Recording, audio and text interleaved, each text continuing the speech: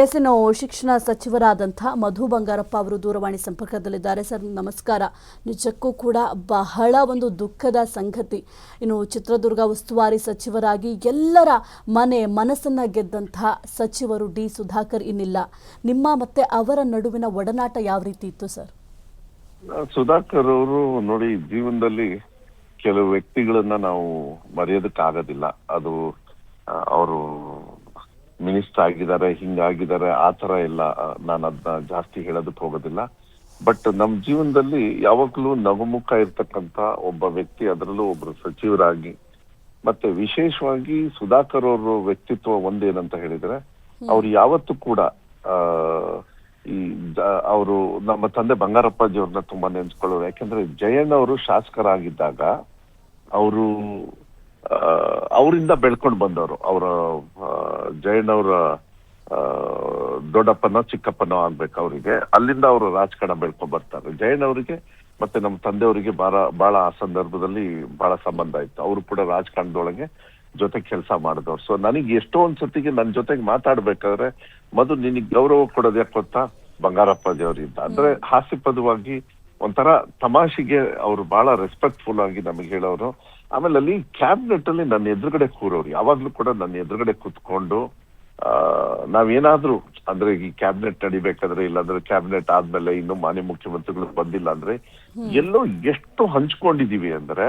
ಆಮೇಲೆ ಆ ವ್ಯಕ್ತಿ ನೋಡಿ, ಇವತ್ತು ಜಾತಿ ಧರ್ಮ ಎಲ್ಲ ನಾವು ಅಳವಡಿಸ್ಕೊಂಡ್ಬಿಟ್ಟಿದೀವಿ ರಾಜಕಾರಣದೊಳಗೆ. ಅದೊಂದು ಕೆಟ್ಟ ನೀತಿ. ಅಂತ ಒಂದು ಇದ್ರೊಳಗೆ ಒಬ್ಬ ಸಾಮಾನ್ಯವಾಗಿರ್ತಕ್ಕಂಥ ವ್ಯಕ್ತಿ ಯಾವ್ದೇ ಜಾತಿ ಇಲ್ಲ ಧರ್ಮದ ಬೆಂಬಲ ಇಲ್ಲದೆ ಇರ್ತಕ್ಕಂಥ ಒಂದು ಇದ್ರೊಳಗೆ ಜನನಾಯಕನಾಗಿ ಬೆಳೀತಾನಲ್ಲ, ಅವರಿಗೆ ನಾವು ಅಂತವ್ರಿಂದ ನಾವು ಕಲಿಬೇಕಾಗತ್ತೆ. ಈಗ ನಾನ್ ಬಂಗಾರಪ್ಪ ಅವ್ರ ಆಶೀರ್ವಾದದಿಂದ ಮೇಲ್ ಬಂದಿರ್ಬೋದು, ಆದ್ರೆ ಆ ವ್ಯಕ್ತಿ ಎಲ್ಲರ ಪ್ರೀತಿ ವಿಶ್ವಾಸದಿಂದ ತಗೊಂಡ್ ಬರ್ತಾರಲ್ಲ, ನಾವು ಮುಂದೆ ಉಳಿಸ್ಕೊಳ್ಬೇಕು.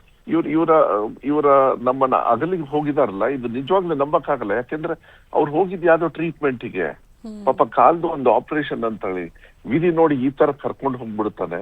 ನಮಗೆ ನಿಜವಾಗ್ಲೂ ಇದನ್ನ ಹೆಂಗೆ, ನಮಗೇನೆ ಒಂದೊಂದು ನಿಮಿಷದಲ್ಲೂ ಕೂಡ ಅವ್ರು ನೋಡ್ಕೊಂಡಾಗ ನಗುಮುಖ ಬಿಟ್ರೆ ಇನ್ನೇನು ಕಾಣಿಸೋದಿಲ್ಲ. ಅವ್ರ ಕುಟುಂಬದವರು ಹೆಂಗೆ ತಡ್ಕೊಳ್ತಾರೋ ಏನೋ ಗೊತ್ತಾಗಲ್ಲ. ಆದ್ರೂ ಒಂದೇ ಹೇಳೋದು, ಅನಿವಾರ್ಯ ಈ ತರ ದೇವ್ರು ಯಾಕೆ ತೀರ್ಮಾನ ತಗೊಳ್ತಾನೆ ಅಂತ ಕೇಳಂತ ಪ್ರಶ್ನೆ ಕೇಳ್ತಕ್ಕಂತ ಆ ಶಕ್ತಿ ನಮ್ಮಲ್ಲಿ ಇರೋದಿಲ್ಲ. ಆದ್ರೆ ಅವ್ರ ಕುಟುಂಬಕ್ಕೆ ಮತ್ತೆ ಅವ್ರ ಅಭಿಮಾನಿಗಳಿಗೆ, ಯಾಕೆಂದ್ರೆ ಒಬ್ಬ ನಾಯಕ ಬೆಳಿಬೇಕಂದ್ರೆ ಅವ್ರ ಫಾಲೋವರ್ಸ್ ಇಂದ, ಆ ಫಾಲೋವರ್ಸ್ ಇವ್ರನ್ನ ಈ ಮಟ್ಟಕ್ಕೆ ಬೆಳೆಸಿರ್ತಾರಲ್ಲ, ಅವ್ರ ನಾಯಕರನ್ನ ಬೆಳೆಸಿರ್ತಾರಲ್ಲ, ಅವರು ನಿಜವಾಗ್ಲೂ ಅವ್ರಿಗೆ ಬಹಳ ಮನ್ಸಿಗೆ ನೋವಾಗ್ತದೆ. ಅವ್ರಿಗೆ ಧೈರ್ಯ ಕೊಡ್ಲಿ. ಅವರ ಸೇವೆ ನಾವೆಲ್ಲ ಉದಾಹರಣೆಯಾಗಿ ತಗೊಂಡು ಹೋಗ್ಬೇಕಾಗತ್ತೆ. ಅವ್ರು ಪ್ಲಾನಿಂಗ್ ಮಿನಿಸ್ಟರ್ ಆಗಿ ಎಷ್ಟೊಂದು ವಿಚಾರಗಳನ್ನ ನಮ್ ಜೊತೆಗೆಲ್ಲ ಮಾತಾಡ್ತಾ ಇದ್ರು. ಆಮೇಲೆ ನಾವ್ ಏನಾದ್ರು ಒಂದ್ ಒಳ್ಳೆ ಕೆಲಸ ಮಾಡಿದ್ರೆ, ಮಧು, ನಮಗೆ ಮಧು ಅಂತಾನೆ ಕರಿತಾ ಇದ್ದಿದ್ದು, ಮಧು ತುಂಬಾ ಚೆನ್ನಾಗ್, ಅದು ಒಳ್ಳೆ ಡಿಸಿಷನ್ ಕಣ ಅಂತೇಳಿ ಈ ತರ ಓಪನ್ ಆಗಿ ಫ್ರೆಂಡ್ಲಿ ಆಗಿ ಮಾತಾಡೋರು. ಆಮೇಲೆ ನಮಗೆ ಎಲ್ಲೋ ಒಂದು ರೀತಿಯಲ್ಲಿ ನಮ್ಮ ಸ್ವಂತ ಫ್ಯಾಮಿಲಿಯನ್ನು ಒಬ್ಬರನ್ನ ಕಳ್ಕೊಂಡಿದೀವ ಅಂತಕ್ಕಂಥದ್ದು ಒಂದು ಭಾವನೆ ಬರ್ತದೆ.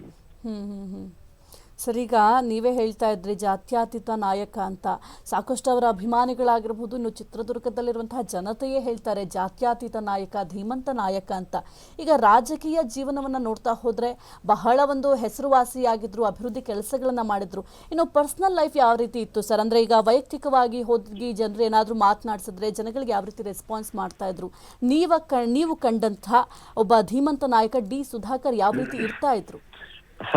ಅದನ್ನ ನಿಜವಾಗ್ಲೂ ಅವ್ರು ಎಷ್ಟು ದೊಡ್ಡ ಮನುಷ್ಯರು ಅಂತ ಹೇಳಿದ್ರೆ, ನಾನು ನನ್ನ ಕ್ಷೇತ್ರದೊಳಗೆ ಸುಮ್ನೆ ನಾನು ಹೇಳಿದೆ, ಸುಧಾಕರ್ ಅವರೇ, ನನ್ನ ಕ್ಷೇತ್ರಕ್ಕೆ ನೀವು ಬರ್ಬೇಕು, ನೀವು ಪ್ಲಾನಿಂಗ್ ಮಿನಿಸ್ಟರ್ ಆಗಿ ನಮಗೆಲ್ಲ ದುಡ್ಡೇ ಕೊಟ್ಟಿಲ್ಲ ಈ ಕಾಂಪೌಂಡ್ ಕಟ್ಟಕ್ಕೆ. ಯಾಕೆಂದ್ರೆ ನಮ್ಮ ಇಲಾಖೆಯಲ್ಲಿ ಏನಾಗ್ತದೆ, ಈ ಕಾಂಪೌಂಡ್ ಕಟ್ಟಕ್ಕೆ ಅಂತ ಹೇಳಿ ಇರಲ್ಲ, ಬಿಲ್ಡಿಂಗಿಗೆ ಕೊಡ್ತೀವಿ, ಶೌಚಾಲಯ ಅದು ಇದು ಎಲ್ಲ ಕೊಡ್ತೀವಿ, ಈ ಕಾಂಪೌಂಡಿಗೆ ಅಂತ ಹೇಳಿ ಕೊಡಲ್ಲ. ಅದಕ್ಕೆ ನೀವು ಉದ್ಯೋಗ ಖಾತ್ರಿಯಲ್ಲಿ ನೀವು ಬಂದು ಕೆಲಸ ಮಾಡಬೇಕು ನನ್ ಜೊತೆಗೆ ಅಂತ. ಆ ವ್ಯಕ್ತಿ ನೀವು ನಂಬಲ್ಲ, ಒಂದು ಶಾಲೆ ಕಾಂಪೌಂಡಿನ ಕಾರ್ಯಕ್ರಮದಲ್ಲಿ ನಾವೆಲ್ಲರೂ ಕೂಡ, ನಾನು, ಅವರು, ನಮ್ಮ ಬೇರೆ ಬೇರೆ ಮುಖಂಡರು ಎಲ್ಲರೂ ಕೂಡ ಶಾಲೆ ಕಾಂಪೌಂಡ್ ನಿರ್ಮಾಣ ಮಾಡೋದಕ್ಕೆ ಒಂದು ದಿವಸ ಕೂಲಿ ಕೆಲಸ, ಅಂದ್ರೆ ನಾವೇನು ಇಡೀ ದಿವಸ ಮಾಡ್ಲಿಲ್ಲ. ಅಂದ್ರೆ ನೋಡಿ, ಅಷ್ಟು ದೂರದಿಂದ ಬಂದು ನನ್ನ ಕಾರ್ಯಕ್ರಮನ ಅಟೆಂಡ್ ಆಗಿ ನಮ್ಮ ತಂದೆಯವರ ಸ್ಮಾರಕ, ಫಸ್ಟ್ ನಾನು ಅಲ್ಲಿ ಹೋಗ್ಬೇಕು ಅಂತ ಹೇಳಿ ಅಲ್ಲೇ ಹೋಗಿ ಸ್ಮಾರಕ ಮಾಡಿದೀವಿ ನಮ್ಮ ತಂದೆಯವ್ರದ್ದು. ಯಾಕಂದ್ರೆ ಬಂಗಾರಪ್ಪಾಜಿಯವ್ರು ನನ್ನ ಗುರುಗಳು. ನನ್ನ ಜೀವನದಲ್ಲಿ ರಾಜಕಾರಣದಲ್ಲಿ ಇಷ್ಟ ಮೇಲ್ ಬಂದಿದ್ದೀನಿ ಅಂದ್ರೆ ಬಂಗಾರಪ್ಪಾಜಿಯವ್ರ ಸ್ಫೂರ್ತಿ. ಅಲ್ಲಿ ಬಂದು ಅವ್ರಿಗೆ ಗೌರವ ಕೊಟ್ಟು ನನ್ನ ಶಾಲೆಯ ಕಾಂಪೌಂಡ್ ಕೆಲ್ಸಕ್ಕೆ ಬಂದು ಮತ್ತೆ ಅಲ್ಲಿ ಬಂದು ಹೇಳಿದ್ರು, ಇಲ್ಲ ನೀನು ನನ್ನ ಕ್ಷೇತ್ರಕ್ಕೆ ನೀನು ಆಸ್ ಎ ಎಜುಕೇಶನ್ ಮಿನಿಸ್ಟರ್ ಬರಬೇಕು, ನೀನು ನನಗೆ ಕೆಲಸ ಕೊಡ್ಬೇಕು, ಕೆಲಸ ಮಾಡ್ಬೇಕು ಅಂತ ಹೇಳಿದಾಗ ನಾನು ಒಂದ್ ದಿವಸ ಹೋಗಿದ್ದೆ. ಒಂದ್ ಇಡೀ ದಿವಸ ಅವ್ರ ಜೊತೆಗೆ ಅವ್ರ ಕ್ಷೇತ್ರದೊಳಗೆ ಎಷ್ಟೋ ಶಾಲೆಗಳಿಗೆ ಹೋಗ್ತಕ್ಕಂತ ವ್ಯಕ್ತಿಯನ್ನ ಇವತ್ತು ಸಾರ್ವಜನಿಕರಲ್ಲಿ ಅವ್ರು ಮಾತಾಡ್ಬೇಕಾದ್ರೆ ಬಹಳ ಒಂದು ಈ ಮಕ್ಕಳ ಜೊತೆಗೆ ಮಾತಾಡೋದು, ಸಾರ್ವಜನಿಕರಿಗೆ ಮಾತಾಡೋದು, ಹೆಸರಿಟ್ಟು ಕರೆಯೋದು, ಅದನ್ನೆಲ್ಲ ನೋಡಿದ್ರೆ ಎಲ್ಲೋ ಅಣ್ಣನೋ ತಮ್ಮನೋ ಇಲ್ಲಾಂದ್ರೆ ಯಾರೋ ಹಿರಿಯರು ಕುಟುಂಬಸ್ಥರು ಆತರ. ನಾನು ನಾ ಹೇಳಿದ್ನಲ್ಲ, ಜಾತಿ ಧರ್ಮ ಮೀರಿ ನಾವು ರಾಜಕಾರಣ ಮಾಡೋದನ್ನ ಕಲಿಬೇಕು ಅಂದ್ರೆ ಅದು ಸುಧಾಕರ್ ಅವ್ರ ಹತ್ರ ಕಲ್ತ್ರೆ ಅದು ಒಳ್ಳೇದು. ಅದು ನಮ್ಮ ಒಂದು ರಾಜಕೀಯ ಜೀವನಕ್ಕೂ ಅಷ್ಟೇ, ಸಮಾಜದಲ್ಲಿ ಸೇವೆ ಮಾಡಬೇಕು ಅಂತೇಳಿ ನಾವೇನಾರು ಅನ್ಕೊಂಡ್ಬಂದ್ರೆ I think this is very important ಅಂತೇಳಿ ನನಗೆ ಅನ್ಸುತ್ತೆ. Okay sir, thank you sir freedom TV ಜೊತೆ ಮಾತನಾಡಿದ್ದಕ್ಕೆ. ದೇವರು ಎಲ್ಲರಿಗೂ ಕೂಡ ಈ ಒಂದು ದುಃಖವನ್ನು ಭರಿಸುವಂಥ ಶಕ್ತಿಯನ್ನು ಕೊಡಲಿ, ಅವರ ಅಭಿಮಾನಿಗಳಿಗಾಗಿರ್ಬೋದು, ಜೊತೆಗೆ ಕುಟುಂಬದವರಿಗೂ ಕೂಡ ಈ ಒಂದು ದುಃಖವನ್ನು ಭರಿಸುವಂತಹ ಶಕ್ತಿ ನೀಡಲಿ. ಚಿತ್ರದುರ್ಗದ ಧೀಮಂತ ನಾಯಕ, ಜಾತ್ಯತೀತ ನಾಯಕ ಡಿ ಸುಧಾಕರ್ ಅವರು ಇನ್ನಿಲ್ಲ. ಇನ್ನು ಮಧ್ಯಾಹ್ನ 2:30ಕ್ಕೆ ಹಿರಿಯೂರಿಗೆ ಪಾರ್ಥಿವ ಶರೀರ ಕೂಡ ಶಿಫ್ಟ್ ಆಗುತ್ತೆ. ನೆಹರು ಮೈದಾನದಲ್ಲಿ ಅಂತಿಮ ದರ್ಶನಕ್ಕೆ ಈಗ ಸಕಲ ರೀತಿಯಲ್ಲೂ ಕೂಡ ವ್ಯವಸ್ಥೆಯನ್ನು ಮಾಡಲಾಗಿದೆ. ಚಿತ್ರದುರ್ಗದ ಧೀಮಂತ ನಾಯಕ ಡಿ ಸುಧಾಕರ್ ಇನ್ನಿಲ್ಲ. ಮಧ್ಯಾಹ್ನ 2:30ಕ್ಕೆ ಹಿರಿಯೂರಿಗೆ ಪಾರ್ಥಿವ ಶರೀರ ಶಿಫ್ಟ್ ಆಗಲಿದೆ. ನೆಹರು ಮೈದಾನದಲ್ಲಿ ಅಂತಿಮ ದರ್ಶನಕ್ಕೆ ವ್ಯವಸ್ಥೆಯನ್ನ ಮಾಡಲಾಗಿದೆ. ಸಂಜೆ 6 ಗಂಟೆಗೆ ಚಳ್ಳಕೆರೆಯಲ್ಲಿ ಸದ್ಯಕ್ಕೆ ಅಂತ್ಯ ಸಂಸ್ಕಾರ ನೆರವೇರಲಿದೆ. ನೆಹರು ಮೈದಾನದಲ್ಲಿ ಅಂತಿಮ ದರ್ಶನಕ್ಕೆ ಒಂದು ಕಡೆ ವ್ಯವಸ್ಥೆ ಕೂಡ ನಡೀತಾ ಇದೆ. ಸಾಕಷ್ಟು ಅಭಿಮಾನಿಗಳನ್ನ ಸಂಪಾದನೆ ಮಾಡಿದ್ದಾರೆ.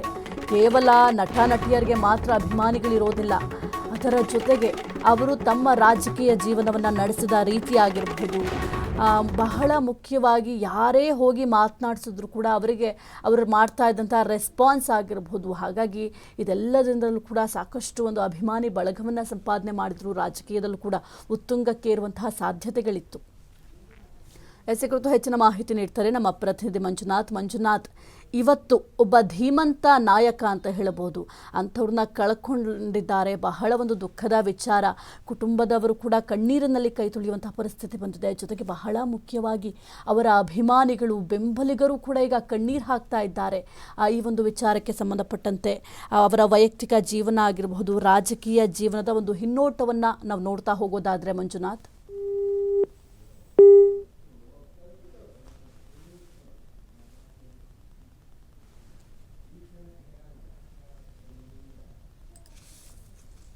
ಓಕೆ, ಮತ್ತೊಮ್ಮೆ ಸಂಪರ್ಕ ಮಾಡ್ತೀವಿ. ಇನ್ನು ಮಾರ್ಚ್ 28, 1961 ಡಿ ಸುಧಾಕರ್ ಅವರು ಜನಿಸಿದರು.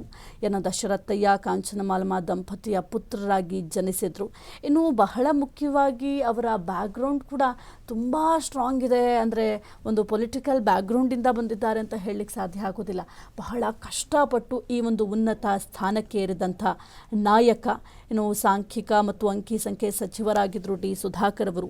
ಅನಾರೋಗ್ಯದಿಂದ ಬೆಂಗಳೂರಿನ ಆಸ್ಪತ್ರೆಯಲ್ಲಿ ಸದ್ಯಕ್ಕೆ ನಿಧನರಾಗಿದ್ದಾರೆ.